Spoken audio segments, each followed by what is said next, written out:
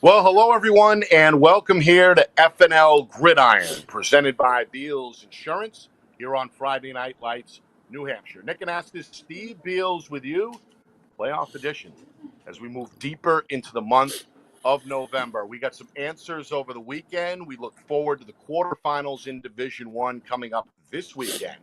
We'll also break down Division Two's Final Four as well. Jam-packed show as usual over the next 60 minutes. 3 guests that'll blow your mind. Joe Marshallana, founder of NewHampshireHighSchoolSports.com and co-host of the Ninth State Sports Show. He returns to the show at 6:15. Bottom of the hour, we talk to our first coach of the night. And that, of course, is Jack Byrne of Wyndham. The Jaguars, the only road team to win in D1 over the weekend.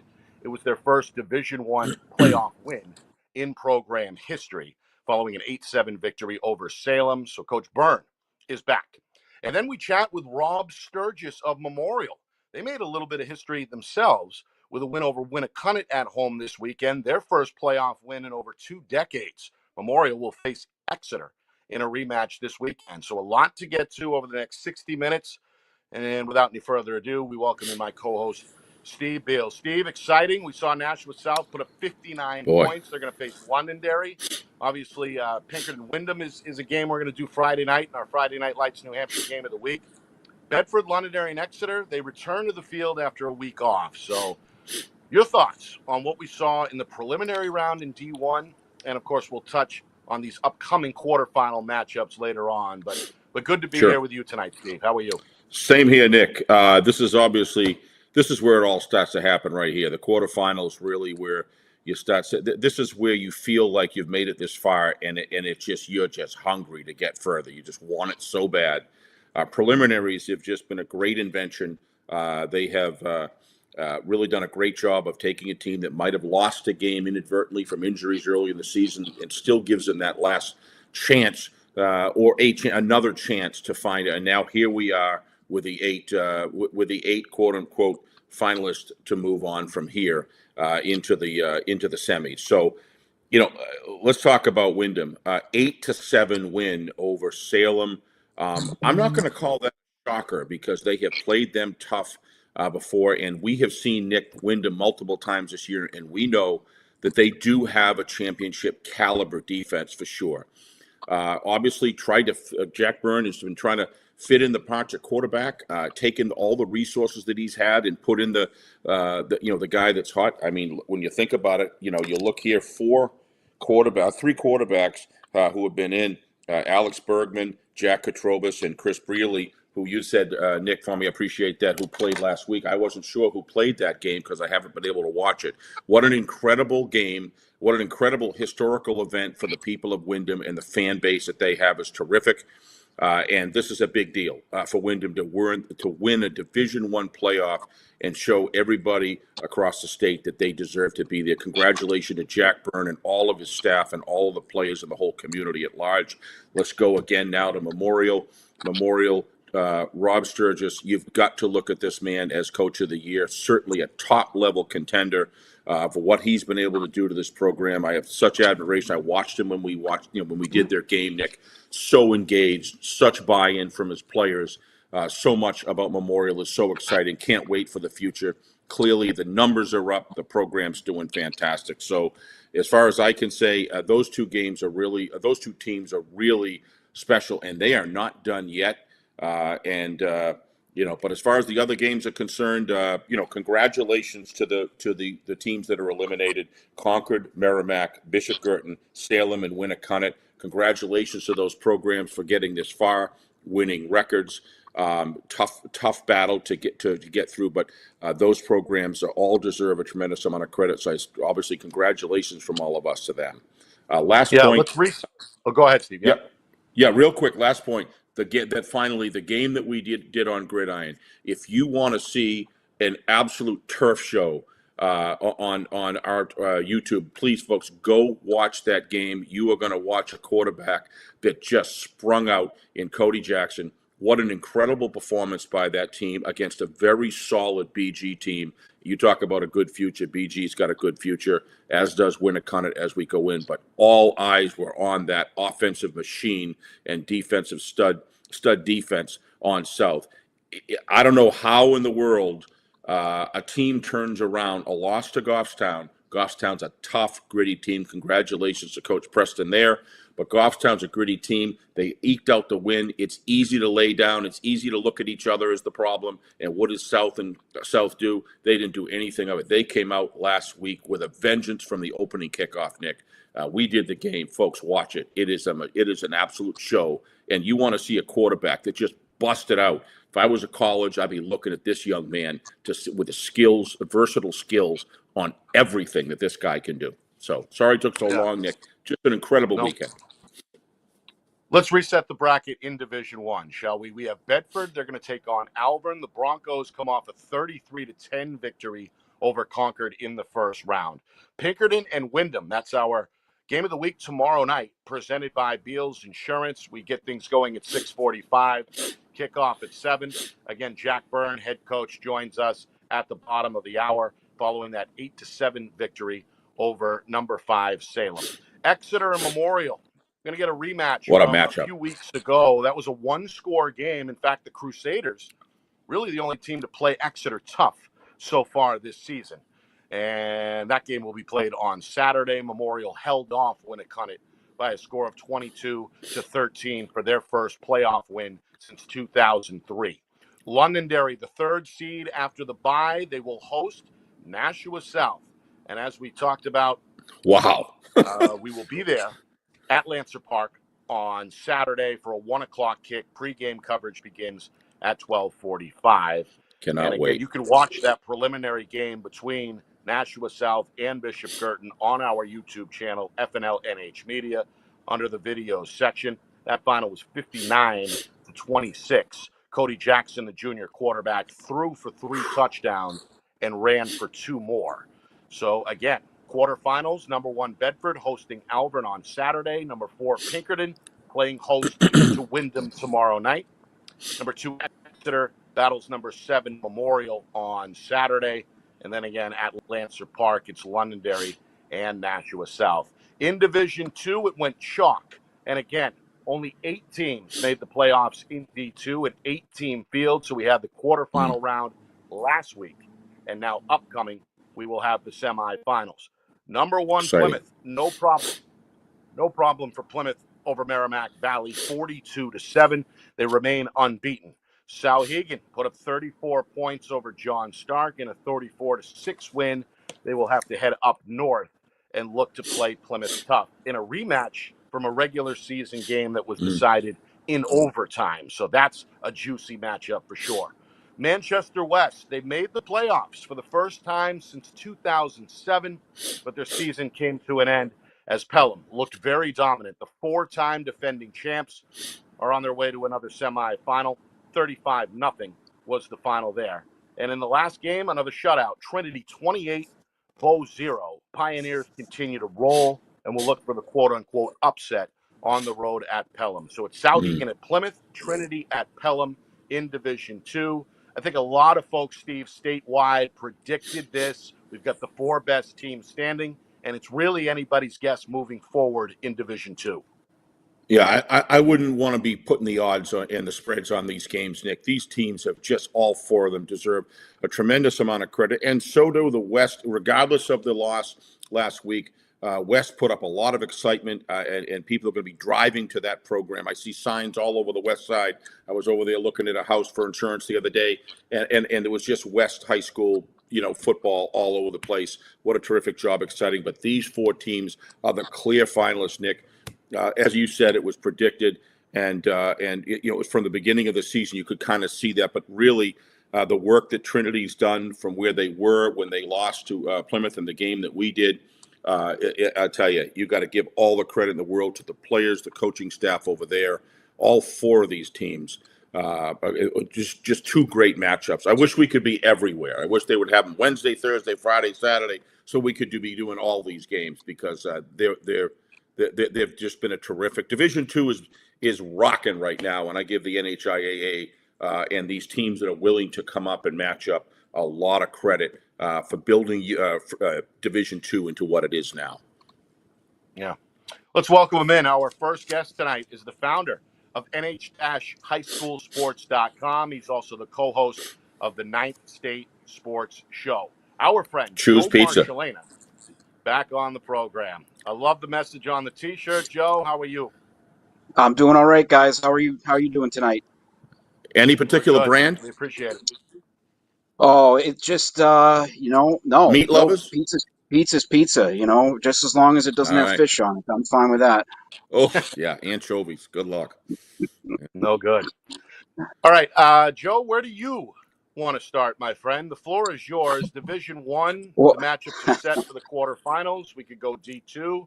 What direction would you like to begin with? well, if it's all right, can I actually start with a little story for you guys? A Sure. little Sure. history lesson, or not history lesson, but I don't know if you remember, you guys had me on this week last year too, going into the quarterfinals, and one of you asked me who I thought was the most likely upset in Division One, and I said I didn't think anybody, but the game I was intrigued by was Salem and Bedford, because remember they hadn't played during the regular season, and of course Bedford got off to a great start in that game, ended up blowing out Salem. I heard about that after the game because it was interpreted as me picking Salem to beat Bedford. But not only did I hear it that day, you remember the D1 lacrosse finals in the spring, Bedford was there. I happened to be walking in front of the Bedford student section that day, and I could hear kids up in the stands going, "Hey, that's the guy that picked Salem to beat us." Which I just laughed and I kept walking. But just a funny thing that I thought of today when I was getting ready for this, because it was a year ago that we were in this spot, and I'd say this year I looked at all four of the Division One quarterfinals, and I could see an upset in all four of them happening. Maybe not so much. Wyndham and Pinkerton's probably the least likely, but if you go back to when they played in the regular season, that was a close kind of game. Of course, I know there was some weather involved in that. Pinkerton looks like it might be as close to healthy as it's been, so that's going to be tough for Wyndham. But geez, after last week, how can you count Wyndham out at all? Championship defense. Yeah, they look It good. really And is. again, we've got Jack Byrne coming up in about 15 minutes or so. So we'll get the inside scoop on the Jaguars there. How about Bedford? I mean, they're off. They really kind of breezed through the regular season for the second straight year. They've won 25 in a row overall. Alvern, meanwhile, another darling in Division One. They stole some headlines early in the season with a quote unquote upset win over Salem. Hit kind of a little bit of a pothole, so to speak, in the middle of the year, but they certainly have finished strong, as evidenced by that 33-10 win over Concord. They throw the ball a lot. Any chance for Alvern in this one, Joe, on the road? And if so, what needs to happen? I definitely give them a chance. I thought I saw them 2 weeks ago too against Pinkerton, and I know the final score of that game was 30-17, but I really thought Alvern had a shot in that game too. They had the lead at halftime. A couple of special teams breakdowns, gets Pinkerton, I think, about 16, 18 points in that game for Alvern breakdowns. But then they also, they were able to throw the ball, like you said. But really, the key for them is being able to run the ball. I think in their losses, they've really struggled to get Mike Landmesser going. They've had a hard time, getting him lanes to run, and they've had to rely on that passing game. And fortunately for them, Charlie Crawford is having a great year. He's got a couple of great targets in Ryan Rocheleau and Garrett Hall, who are two of the biggest receivers. Rocheleau, I know, is a tight end, but he's got speed like a receiver. He had a catch in that Pinkerton game that my jaw dropped. Was like a one-handed full extension where he pulled the ball down and went diving into the end zone. Like, just a play you don't see a high school kid make all that much around here. I'd give them a chance, but it's going to be really hard. I mean, they're going to have to do everything right I think, to beat Bedford. I know this isn't the same Bedford team that we've seen the last couple of years, but they're still, their defense is bend but don't break. Offense, they have as experienced a runner as anybody in Brody Helton, and Bennett Matthews is a playmaker all over the field on both sides of the ball. So it's going to be tough for Alvern, but there's always a chance. Yeah. Those two players you just mentioned for the Bulldogs are two of the 10 finalists for the UKICA Player of the Year award in the state of New Hampshire. Steve, I know you wanted to go into that a little bit further. We certainly can, but I've got one more question for No, Joe. fire away. How dangerous, Joe, is Nashua South after putting up 59 points? Cody Jackson seemingly now on everybody's radar after that 5 total touchdown performance in the win. You mentioned you wouldn't be surprised if any of these road teams pulled off the quote-unquote quarterfinal upset. Make a case, if you will, for Nashua South against Londonderry coming up Saturday. I mean, he's the key for them. We saw it, I think, a couple weeks ago against Bedford. Bedford's game plan going into that defensively was to keep Cody from being able to run the ball. And not that he, needs to get 200 yards rushing for South to be successful. We saw that last week. But I think a lot of what they want to do starts with him being able to run the ball. So if he can run the ball a little bit against Londonderry, kind of loosen up the defense a little bit to allow other guys some space to do some things, that's really the key. But that's going to be tough. Londonderry's got probably one of the better front four, front sevens in the division in the state. So I mean, he's going to have a hard time, getting that room to run. But if he can, that's it's certainly a possibility. And other guys are going to have to be able to carry the ball well too. I mean, Sam Levine has been a nice surprise, I think, for everyone this season. He's really been that tough runner that South sometimes doesn't have. He picks up those hard yards, and having Emmons back as well has been huge for them, I think, in terms of their run game. I agree. Steve? Well, I just want to focus in on Exeter for just a second, Joe. I have Exeter is solid every single year. They bring out they're well coached, up and down. They bring out an offense that kids have been running since youth. It's a kind of a model for a feeder program coming in. I coached against them in the junior high league, and I can tell you that those kids are sharp even at that level. But something this year is a little bit, to me, enhanced on everything they do from special teams, offensive line, defensive line. This young quarterback, Michael Karen, he is. Nick and I saw him a couple weeks ago. This kid is just not a big kid, but boy, I'll tell you, he is committed and he knows how to execute on the field. So what do you see? I see Exeter is the strongest opportunity for them to go the distance than I think I've seen in 5-6 years, Nick. Right, since the last time we saw them and did the game at UNH. How long ago was that? My gosh, I lost time. But anyway, the point is they're really, to me, looking strong. What is your thoughts of them when they go up against a Bedford? They showed what they could do against Londonderry, but what about when they go up to against a Bedford or Pinkerton, which they haven't played this year? I think the key for them always is just having, we know what they do. They've done the same thing for, like you said, for a long time. When they have a lot of multiple guys that can, be successful in that offense, if it's not one or two guys, it's 4 or 5 guys that they can mix in, including the quarterback that can make plays. When they're able to be that kind of versatile, I think that's when they're at their best. And it seems like that's the case this year. This game, I'm really interested to see what happens in that game against Memorial on Saturday. Like you guys, I heard you guys saying earlier, that was Exeter's closest game of the year, and I'll be honest, to me, I was not expecting that. That kind of came out of nowhere to me. I wouldn't be surprised if Exeter goes in and is able to beat Memorial a little bit more, by a wider margin this time around. But I also wouldn't be surprised if Memorial goes in there and gives them another close game. They're playing with house money at this point.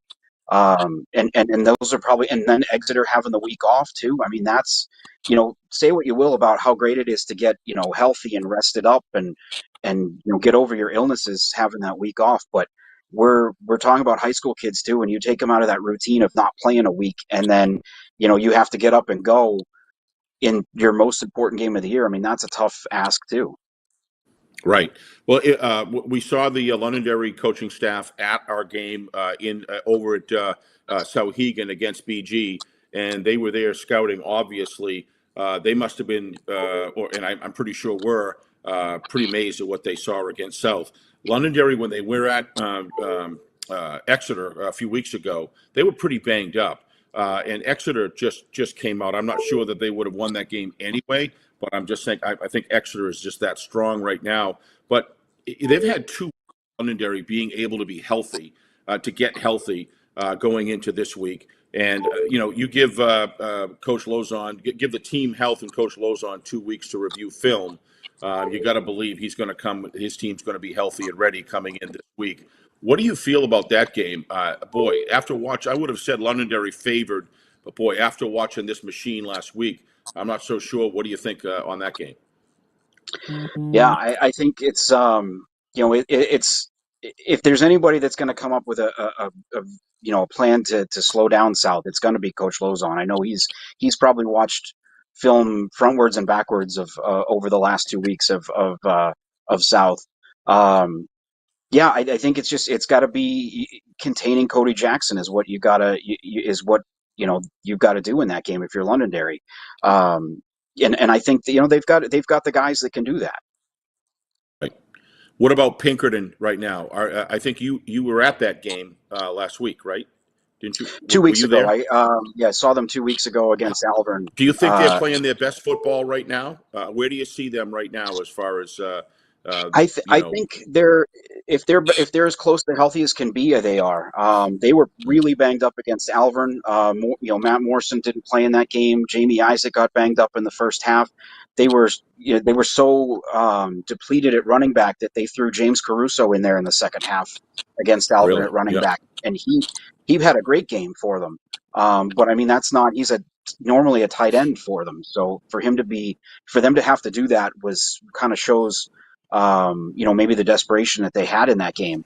But as far as I've heard, Morrison obviously came back last week. I think they're expecting Isaac to be back this week, and if that's the case, that's going to be tough for whoever they have to play the rest of the way, because having those two guys back helps them so much, not just offensively but also defensively. Totally agree.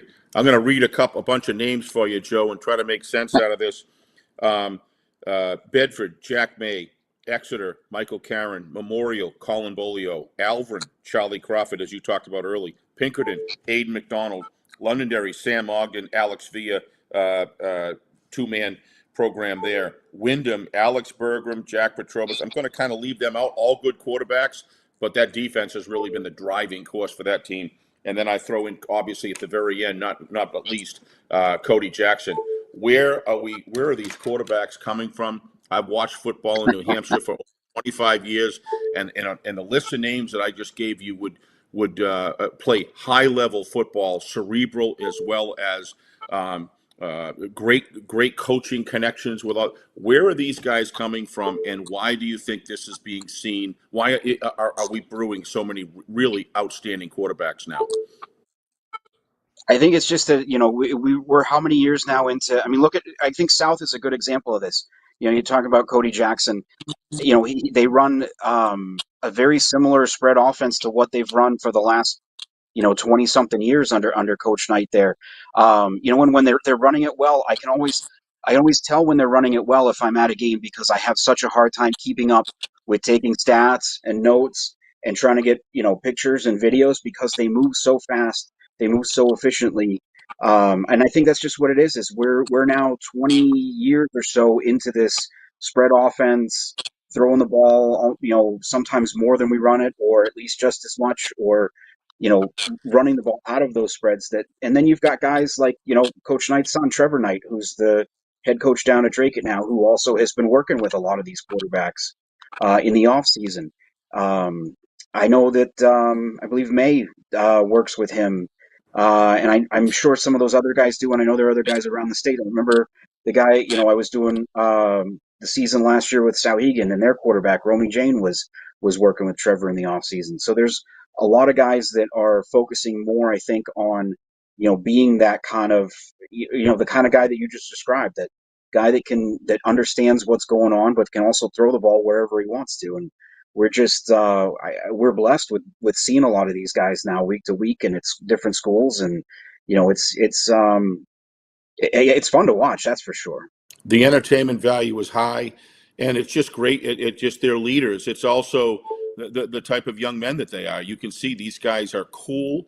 They're not adverse to handling. I know we got to roll here pretty shortly, but I'll stop there, Joe. Always love having you come on. Wish I had a half an hour to drill Yeah. you some more questions. Really enjoying your stuff, folks. Go see Joe's stuff on his highlight reels that he puts on New Hampshire high school sports. I watch them, and it's great just to get a feel for the game. So when I come back here with Nick, I can talk about at least seeing the key plays that change the course of the game. So go check those out, Joe. Really appreciate those. I watch all of them and love them. So, and as always, great having you as a guest. I'll turn it back to Nick. Joe, where are you going to be this weekend? Tomorrow night, Friday night, I will be over at Pelham for Trinity in Pelham. And then Saturday, I will be at Bedford, Alvern, Bedford. I look forward to the Bedford sideline letting me know that I picked against them, even though I clearly did not. They respect you, Joe. Appreciate it, Joe.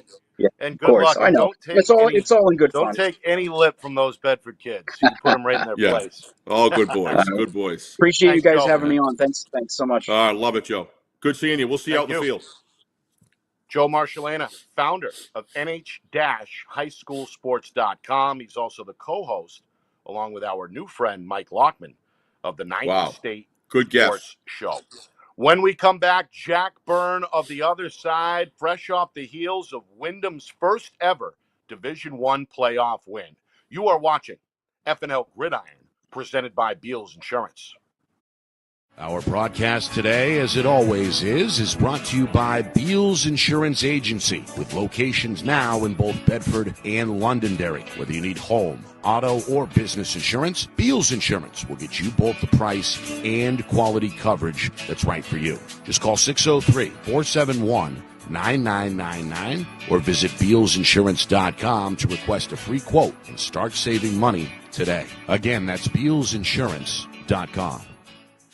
The New Hampshire Tomahawks promote the highest level of club lacrosse competition, not just in the state, but in the country. Looking to get recruited? Director Chris Cameron keeps an open dialogue with the nation's top college lacrosse coaches. Over 400 New Hampshire Tomahawks alumni have played at the college level, including the ACC, Big East, Big Ten, Ivy, NESCAC, NE10, and more. The New Hampshire Tomahawks coaching staff has over 100 coaches, including current high school varsity and college coaches. The Tomahawks offer training for players of all ages, clinics, camps, and leagues, along with spring, summer, and fall elite teams. So play with the best. The New Hampshire Tomahawks, showcase and development for college lacrosse. Visit NewHampshireTomahawks.com and girls.nhtomahawks.com. How can you reach your team's fundraising goals at no risk and no cost? MG Sports offers a variety of products to make your team's fundraiser a success. Their products include discount tickets, cards, and calendar raffles to hundreds of local merchants throughout the New England area. Don't waste another season. Raise more funds than ever before and become another football program in New Hampshire that sets fundraising records every season. MG Sports, fundraising made easy. Visit mgsportsfundraising.com to start raising money for your team today. Colonial Printing is family owned and celebrating 50 years of quality print services for New Hampshire businesses and can help yours as well. Whether it's creative design, digital or offset printing, or banners and signs, with state-of-the-art technology, unlimited industry sources, and the ability to think outside the box, Colonial Printing will help you get your job done. To see their full list of services, promo products, and portfolio, or to request an estimate, visit colonialprintingnh.com. That's colonialprintingnh.com. All right. We're back here on FNL Gridiron, presented by Beals Insurance. We're live every Thursday night at 6 here on Friday Night Lights, New Hampshire. Of course, you can watch it at any time under our video section on our YouTube channel, FNLNH Media. Hit the like and subscribe button. We're right back to business tomorrow night. Wyndham at Pinkerton. We got a playoff doubleheader in Division I on the way. We kick things off tomorrow night at 6:45, live in Derry ahead of that 7 o'clock kick. And then Saturday, we're at Lancer Park, where Londonderry will face off against a very explosive Nashua South team.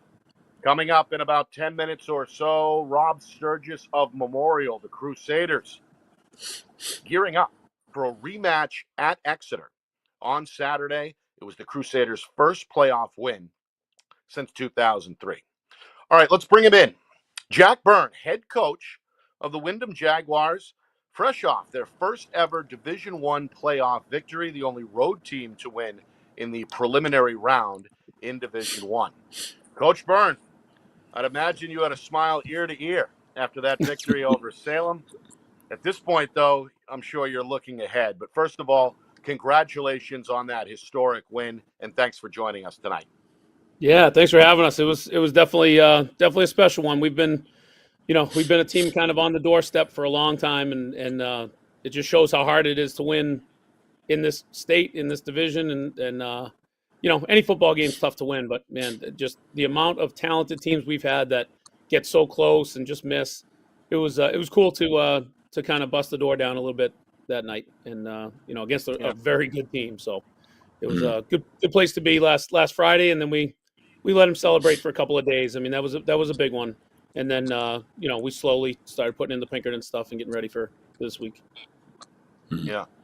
I'd imagine, Coach, looking back so far this season, that this has been one of your biggest challenges from an injury perspective. You've had now 4 different quarterbacks take snaps, and seemingly it's finally Chris Brealey's job to lose. Or is it Chris or is it Michael? Michael's the brother of the running back, correct? Yeah. Chris is playing quarterback for us, and Mike's playing tailback for us. And really, I mean, let's call it what it is. We really don't have too many quarterbacks on our roster. We get a bunch of football playing athletes that happen to take the snap and touch the ball first, and then we see what happens. How do you make that decision, Coach? Because it seems like once Jack Murphy, the original starter, went down, you had to, as you just said, pull some players from other positions. How do you make that choice on who's under center? Yeah, I think it's just based on what we have. I mean, our defense is really strong. We've always had, this whole year we've had a defense we can depend on. We're not the best in the division numbers wise, but I really love our guys out there. And when we looked at how do we put the best 11 on the field and get the recipe to win as many games as possible, it's really just putting as many athletic, tough, fullback, tailback type kids on the field at the same time and seeing what we can do. I mean, kind of, what we said a few times that, the template of a Wyndham kid is a pretty in shape, tough, strong kid that weighs about 180. So we just sort of found as many of those as we could and put them near the point of attack, and then we see what happens. It seems like as well, Coach, as this year has gone on, you guys have had really specific game plans for specific teams. The Londonderry game, for instance, you hogged the ball for an entire quarter, which is rare. What goes into that? I mean, obviously the O-line has to pull their weight. The third downs have to go your way. But what's the secret sauce there with some of those extended multi-minute drives that we've seen lately from your team? Yeah, I mean, I wish more of them, the Londonderry game, I wish it resulted in a win, but I mean, that you're fighting, Goliath a lot of these weeks when you're, the smaller school and you're playing against teams that are very well coached with talented kids who work hard too. So, I hope we figure out the, the secret to really winning some of these huge games. We got one last week. But yeah, I mean, what goes into it is just we don't care how we win.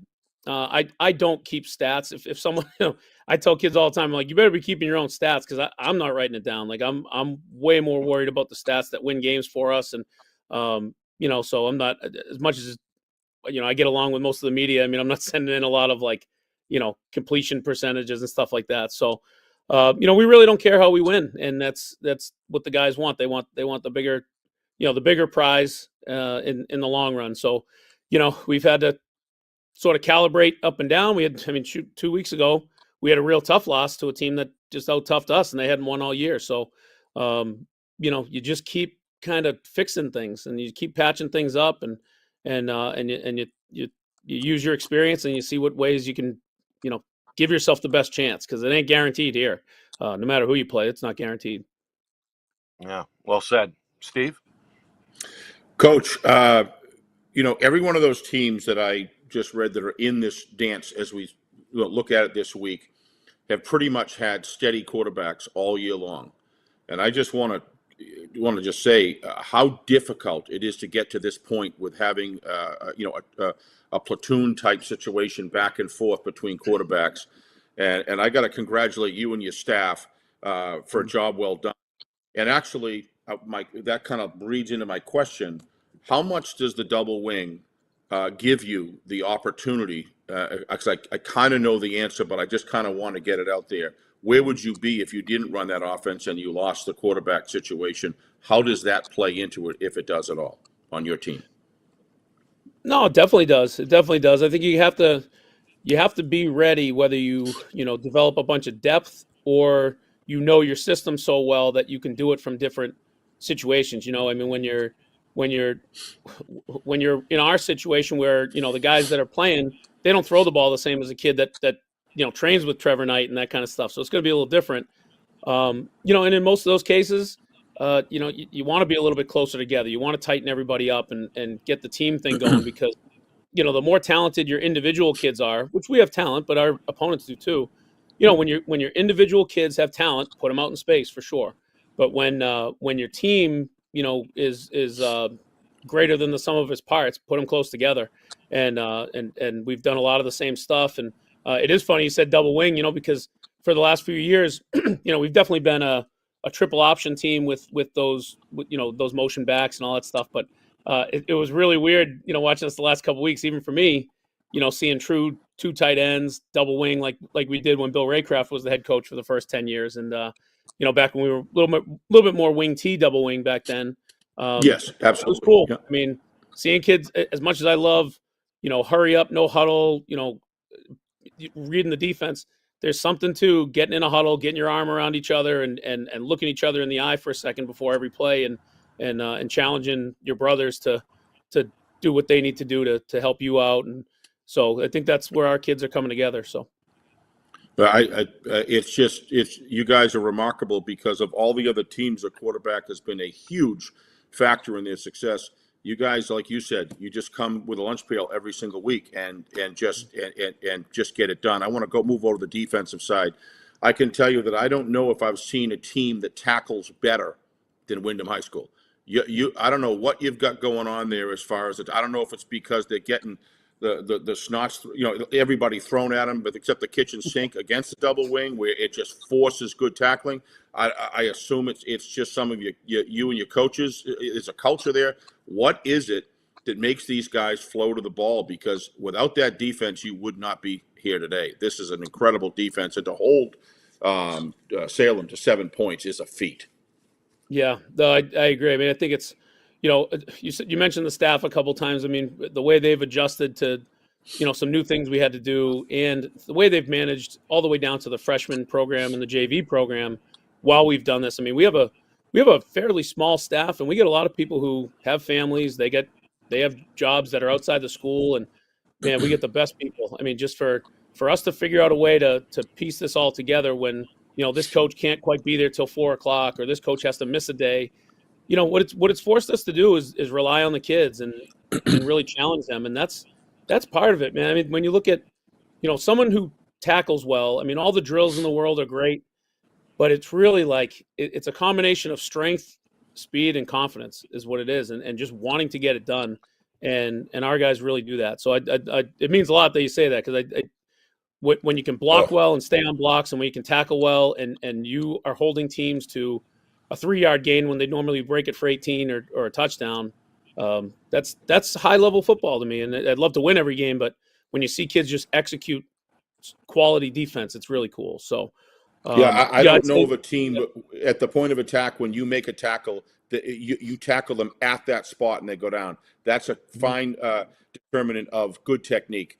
Because you guys immobilize that midsection really well. So congratulations so far. And when you look forward at Pinkerton, Jack, now that Pinkerton has got Aiden McDonald can pass the ball. I mean, a lot of times coach had to really focus on the run. They've got a passing attack. When you look at those guys in film, what are the things that you guys have got to accomplish at bare minimum to have a chance to win this game and come out victorious? Yeah, it's fun, huh? I mean, all of a sudden Pinkerton can pass the ball too. So what a good time, But hey, that's what we're here for. That's what we're doing. Everybody's getting better, and it says a lot about Brian. Brian's an awesome coach who's been doing it a long time, and he doesn't make it about him. I mean, he's trying to put it in a put his team in a position where what gives them the best chance to win. And if you got a kid that can do everything back there, then you use them. I mean, you said it. The quarterbacks in this state are absolutely. It's gonna be something where we get some guys recognized pretty soon. I mean, so many kids that we saw are great, and this kid, we saw Aiden in the rain, so he didn't get to really do what he does normally. Right. So I mean, hats off to him, and I hope they, best of luck to them. It's gonna be tough to beat them, but I hope it's tough to beat us too. I mean, I think we. All right. I don't think there's any doubt. I don't think anybody on either side has taken lightly each other. This is going to be a great one, and we'll be there Friday night. Before I go, one quickie. You decided to go for 2. Tell us about what went into Coach Burns' mind there. Yeah, I mean, we try to develop those philosophies. Come on, don't be modest. Don't be modest. Just lay it out there. Come on. No, we said it at halftime. I mean, we said it at halftime when we were in there because, we were in the locker room together, and I said, hey, it's easy to separate and point fingers if this doesn't go well. I want to make sure we're all on the same page. If we score first, we're going for 2. I don't know if we're going to score twice against these guys. I mean, they're incredible. Kevin Tedesco and the whole defense is awesome. And so we made that decision pretty early. And there's something to that when you make the decisions when things aren't as emotional. At least there's no regrets. You had your mind on straight, and that time it worked out for us. I mean, we did the same thing against Pinkerton 2 years ago. Came back from like 21-0 or something, and it was 28-27, and we went for 2 and didn't get it. So those things can be a nightmare too. I mean, Kip Jackson went through it with us this year because they had that great comeback and they went for 2 to win it, and we were able to get the stop. And but I think Kip made the right call. I think I made the right call 2 years ago, and the win says we made the right call last week. And that's just my style. I mean, that's not me, but it's our kids. I think that when they see some momentum that we can capture, you do it. I mean, you force the other team to show that they can do what they said they could do. And when you look at it, Jack, No, I give you all the credit. How nervous can a kicker get anyway, and you miss the extra point anyway? And no, I mean, to me, it was a huge factor in the game. I mean, you don't do that. Now you're tied up, and if you get the kick, and that was a gutsy call. And I've seen you make gutsy calls before, and sometimes you win, sometimes you lose. That's just what goes. But when you win the game when it really matters, last week, that says a lot right there. So congratulations to your squad. You guys could easily play down in Division II, and you chose back a while ago to be a Division I program. And boy, this is a huge win for the town of Windham. So, and I know how much it means to those fans. I go in there, I talk to them before and after the game, after when we do a game, and they're an incredible fan base and incredible community. So they must be pretty jacked themselves. So I'll hand it back to Nick. Jack, I can't tell you enough. Congratulations, and I love Steve Abraham and Bernsey and all those guys. They're a great group, but shame that they had to lose. Somebody's got to win the game, but you guys got it done, and nothing but pride there against a team like Salem. So congratulations. It means a lot. Thank you very much. You betcha. Coach, get some rest. Tomorrow's, I'm sure. Hey, thanks a lot, Nick.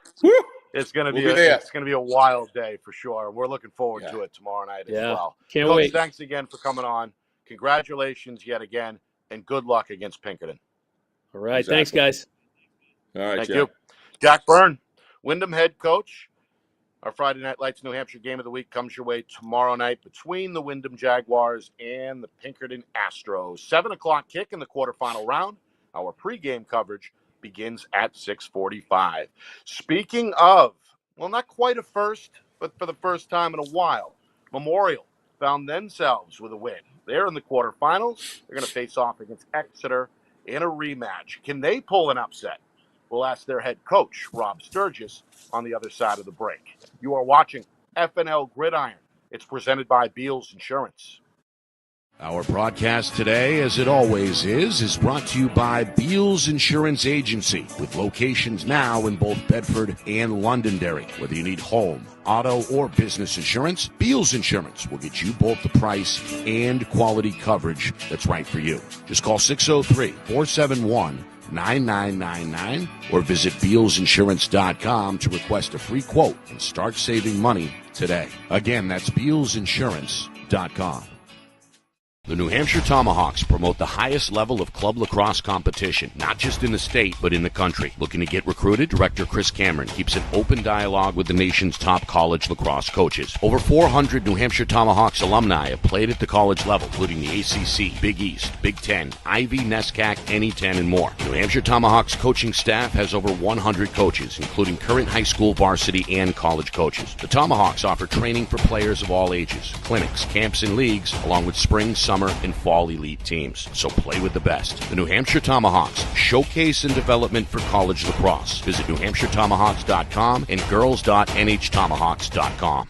How can you reach your team's fundraising goals at no risk and no cost? MG Sports offers a variety of products to make your team's fundraiser a success. Their products include discount tickets, cards, and calendar raffles to hundreds of local merchants throughout the New England area. Don't waste another season. Raise more funds than ever before and become another football program in New Hampshire that sets fundraising records every season. MG Sports, fundraising made easy. Visit mgsportsfundraising.com to start raising money for your team today. Colonial Printing is family owned and celebrating 50 years of quality print services for New Hampshire businesses and can help yours as well. Whether it's creative design, digital or offset printing, or banners and signs, with state-of-the-art technology, unlimited industry sources, and the ability to think outside the box, Colonial Printing will help you get your job done. To see their full list of services, promo products, and portfolio, or to request an estimate, visit colonialprintingnh.com. That's colonialprintingnh.com.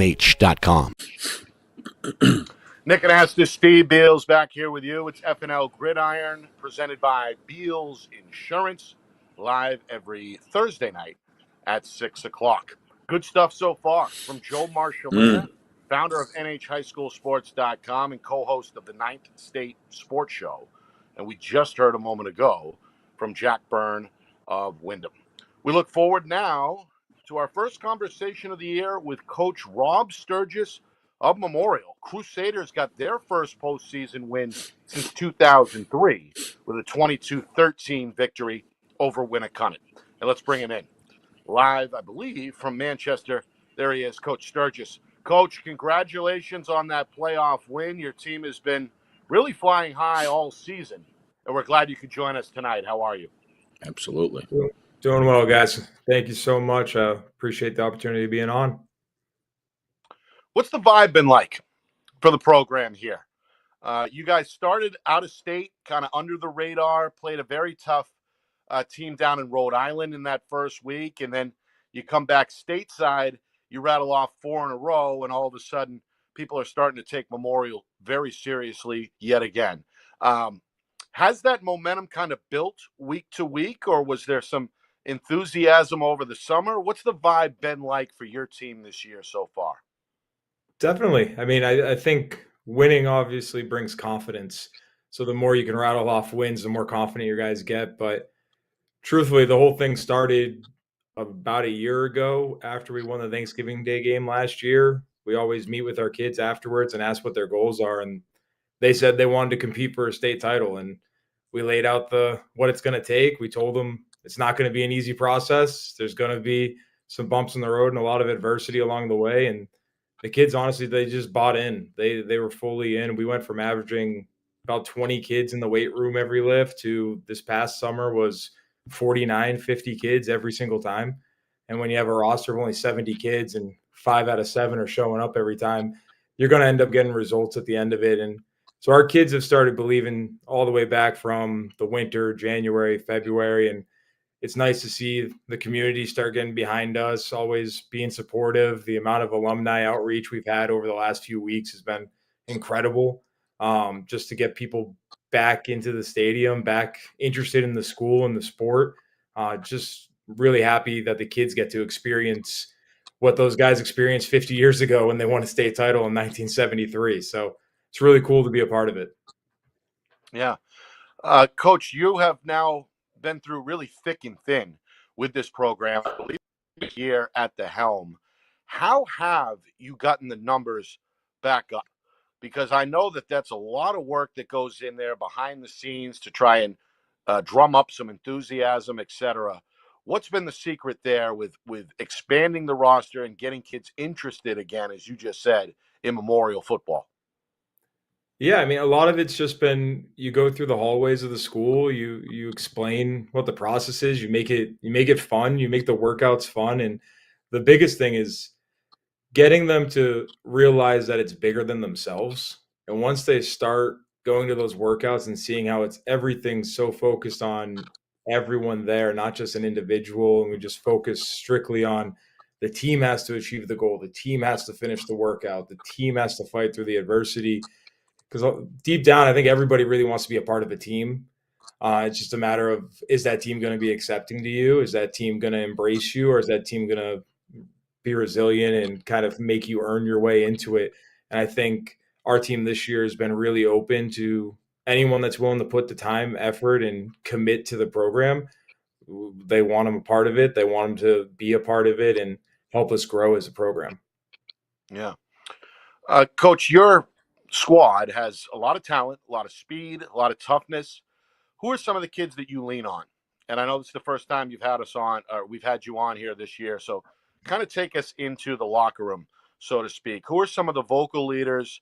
Who are guys that your coaching staff kind of looks to in a tight spot? Give us a couple names in terms of the leadership positions on the squad. Definitely, yeah. I think number one is Colin Bolio, our quarterback. He's been a 4-year varsity player for us, been a 3-year starter, and this is the first time he's ever played quarterback this year. So we asked him over the summer. We said, "Hey, you're one of our best athletes. We need an athlete to run the triple option." He didn't even hesitate. He immediately said, "Yeah, I'll do it." Wanted to compete for the job, wanted to compete any way he could. And the kids really follow his lead. I mean, you watch our games and we might be doing nothing for a whole first quarter, and all of a sudden he's out there trucking a kid, carrying a pile for 5, 6, 7 yards, and then our offense just keeps rolling. And our defense always feeds off our offense. And you just slowly just start seeing everything build just off of his actions, his leadership. And then we have a couple other leaders that are younger. Muhammad Alan Raju, our fullback, he's a senior, but he's kind of that quiet leader where he puts in all the work, all the effort, and he knows that every game, one game he might touch the ball 35 times, the next game he might only get it twice. And he knows he's going to get tackled every single play by all the biggest people on their team, and he doesn't complain ever. He just wants to do his part in helping the team win. And then we have a couple underclassmen, Januel Pena Ramirez, number 51. He's one of our two-way players. We only have 2 of them. And he's on the O-line and D-line, and he's really our motor up front. I mean, it's really hard to run the ball on our defense in between the tackles because of him and a few of our other players in there. But he has a motor that just goes and goes and goes. And sometimes it's a little too cocky, but it's okay. And then the last one, Jacob Schuff, our safety and slot. He's the other kid that plays both ways for us. He's one of the purest football athletes I've seen on a field in a long time. Everything just looks so effortless to him. But his ability to get the most out of his teammates is really impressive for someone who's only a junior. Yeah. Steve? Coach, I saw something going on when you guys played that game in Goffstown. I think it was 3 years back, maybe, and you were, outmanned in that game, and you end up losing the game. I don't know if you remember it. It was over in Goffstown. Yeah. I think, right? 6-0. I saw something different with Memorial that game, and it's never been the same since. Meaning it's changed and it's not going back. I saw toughness. I don't care what you do to me. I'm going to keep smacking you till the final whistle. And I saw that attitude, and I said, boy, Nick and I were doing that game, and I said, wow, this is a change culture. And here we are today, winning a historic win now for the Crusaders moving forward. Couple things. You talk about is it Januel? Did I say that right? Yeah, Januel. Okay. Yeah. Januel. I watched that kid take on double teams willingly and just eating it right up. It's almost like the more you give me, bring it on. I don't triple team me. I don't care. That just means my brothers get an opportunity for a lot of free green space if you do it. I watched the game against Winnacunnet, and I saw him just drawing double over and over again on the offensive side, and doing the same thing on the defensive side. He was trucking people too, and it was very, very impressive. I don't know who your offensive line coach is. I don't know if it's by committee, but that offensive line played 4 quarters of football. And I'm going to be honest, teams in the past, if things started to bend and snap a little bit, they would break and they'd break down. That's not happening anymore. And I haven't seen it happen for the last 4 years. It's improved and it keeps getting better. But what is it that's going on this team that just makes them as tough as they have been the last 4 years and growing every year? What is it? You said the magic word. It's tough. It's toughness. It's what we preach every single day. It's what we always break down to as a team. We really break down what the word is. Like, toughness isn't, a lot of kids nowadays think toughness is fighting and stuff like that. That's not toughness at all. Toughness is adversity. Toughness is coming together. Toughness is all about what are your mental limitations and how do you fight past them. And it's something that we do every single day between practices, workouts, film sessions. Like, we always constantly preach toughness. And I think it shows, especially this year. I mean, we've only had the lead at halftime in 3 games this season. Every other time we're coming back from behind, we're either tied. I mean, these kids will just keep fighting over and over and over because they know if you're resilient, if you're tough, the game, it's high school football. At the end of the day, if it's a 1-possession game at the end of it, who knows what's going to happen? It doesn't matter what records are. It's 15, 16, 17, and 18-year-old kids. Anything can happen. Yeah, I just don't see their spirits breaking, Coach. Their spirits just don't break. They know what their mission is, to finish the game, and it's a beautiful thing to see. I had a mentor that used to say, what you see isn't me. So what you're looking at isn't really me. You can't see it. I'll show you. And the other thing, if you change the way you look at things, things change. The things you look at change. These kids are playing with both of those core principles right now. So you're looking forward to Exeter. You guys played an incredible game against Exeter. Quite frankly, you had an opportunity to go down there and get it done in the end. And I didn't see your guys just like wilting and, oh, my God, the world's going to come to an end. They just had an attitude. We were that close. Got to get back there. Now you've got a chance. Exeter's a powerhouse team. They are solid. And you guys, nobody played Exeter the way you guys did. How do the guys, how's the culture of the team right now going to Exeter again and getting a second shot? I think the kids were super excited when the bracket came out and they saw that if we could get past that first round, we'd get a chance to play them again. Just because Exeter is one of those programs. They're like the Bedfords, the Londonderrys, the Pinkertons. At the end of the day, if you can get your team to get past the name, because their program is so historic, there's so much success behind it, and just focus on the fact that it's one game.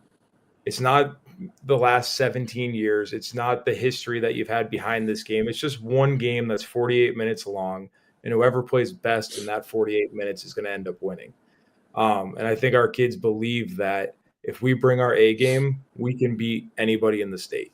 And that's truly what it starts with, is just believing, and then you got to execute it at the end of the day, which Exeter's such a good team. It's going to be tough. It's going to be a battle, but hopefully we can keep showing that toughness, that resilience. And I mean, we all know, we've talked about it. Their running backs, they're going to break plays. Those 3 running backs are really good.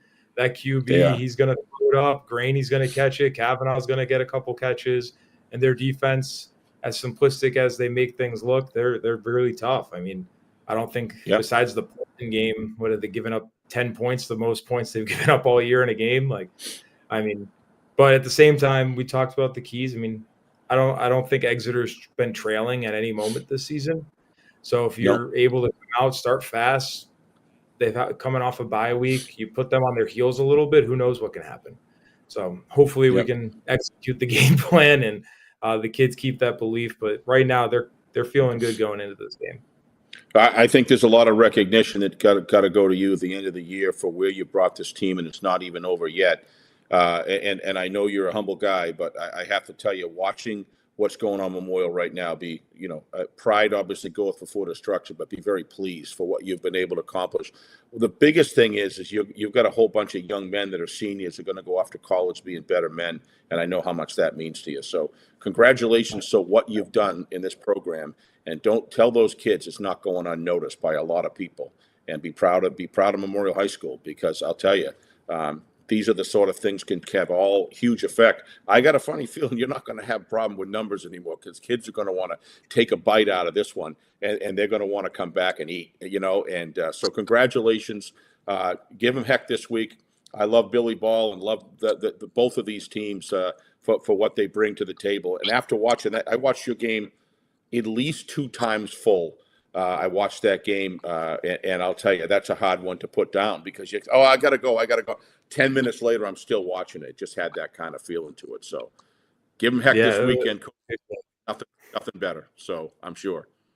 So yeah, I appreciate it a lot. I mean, done a great job, Rob. A lot of kudos goes to the rest of my staff as well, helping us out, and all the time that they give to help these kids become better men, like you said, and kind of prepare them for the future. Yep. I saw, one last quick thing. I saw, some just stupid mental penalties against Concord, and I was just railing on it. You can't do it. And now look at them. These kids have corrected that to 90%. You're going to have them every game. It's just a matter of how many, right?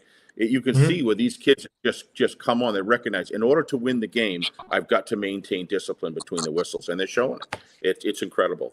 It's incredible. So congratulations 10 times over. I appreciate it. You bet. Coach, thank you for sure for coming on, and best of luck tomorrow in that Saturday, in the rematch against Exeter. Good luck. Going to be a war. Thank you, guys. I really appreciate it. Thank you for everything you do for the state. Love it. Thank you. We appreciate it. Thank you. Rob Sturgis, head coach of Memorial High School, coming off their first playoff win in over 20 years. They'll take on Exeter on Saturday. Our game of the week schedule is a doubleheader, a playoff doubleheader. Starts tomorrow night in Derry, Pinkerton hosting Wyndham. 6:45 is our pregame, 7 o'clock is the kick, and then Saturday we are right back at it for a 1 o'clock start in Londonderry. The Lancers play host to suddenly red-hot Nashua South. Could be a lot of points scored in that football game. Steve, your final thoughts here on what was another informational episode of FNL Gridiron? From the macro end of things, Nick, one of the reasons why we got together originally, at least on the football side and basketball, and then lacrosse, of course, and then, we throw in baseball as well, was to create a venue for these. Don't forget about soccer. Yeah, we did soccer last week too. But to create a venue for these young people to push it to a broader audience other than just the home and away crowd, and also fill the gap for people all over the country that are grandparents, great uncles, aunts, and friends and family and things of that nature, that they could tune in. And what winds up happening is you realize that when you look at Joe and you look at Sports Page and so many other Tom King and Jay Pincino and all of Roger. that Roger, of course, Roger, absolutely, and providing various windows to see these athletes, and to me, they're more exciting. These kids are more exciting. They're more interesting, and you watch young men form in these sports and the lady sports as well that we do. It's very, very gratifying to see the numbers for me, especially for football, to see the kind of numbers that are coming out and the amount of kids who are leaving the basement and the emptiness of playing video games in a basement, although it has its place for fun. But these kids are getting out and learning the true high principles in life. And it's guys like Rob Sturgis and Jack Byrne and so many others, Coach O'Reilly, we can go on down the list, Jimmy Lozon, et cetera, that are creating opportunities for these guys to grow. And I couldn't be more excited coming out of the COVID situation to see people respond and recognize that community involvement is a big deal. And I'm very, very pleased and proud of the kids in New Hampshire football and New Hampshire sports in general. This is a great place to live and a great place to raise children. and into adults. I want to That's my thank our stump guests tonight. I want to thank our guests. They did a bang-up job as usual. Bang up. Joe Marshallana, co-founder or the founder of nh-highschoolsports.com. He's the co-host of the 9th State Sports Show. And, of course, both head coaches for Wyndham and Memorial, Jack Byrne and Rob Sturgis, respectively. We appreciate it. We wish all the teams good luck this weekend in whatever Yes. division. And a reminder, we're on the air tomorrow night with Wyndham at Pinkerton. I want to thank the sponsors as well, Beals Insurance, MG Sports Fundraising, of course, our friends at the New Hampshire Tomahawks, and Colonial Printing as well. We appreciate Thank the you support. so much. Yep. For our director, the man behind the curtain, the best in the business, frankly, the wizard of replay, Ben Beals. Yep. Another flawless job tonight. My co-host, executive producer, Steve Beals. My name is Nick Good to Anastas, be with saying you. so long. This has been FNL Gridiron, presented by Beals Insurance here on Friday Night Lights, New Hampshire.